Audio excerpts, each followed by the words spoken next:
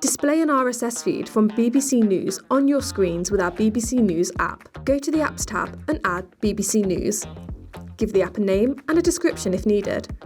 Then select the type of news stories you want to display. Set the refresh rate, which is how often the app will refresh and update. Under Post Settings, set the number of stories you want to be displayed here. Then set the orientation based on how you've set up your screens. If you toggle off Display Post Image, only the text of the RSS feed will be displayed. If it's toggled off, you can toggle on Show News Logos instead. If you want to show progress tiles, toggle this on here. Set the duration for how long each news post will be displayed in seconds. Then customise the font and colour of the app, or keep default selected. You can set the default duration for how long the app will appear in a playlist. Keep availability unticked if you don't want to schedule the app, or toggle it on and set the start and expiration dates.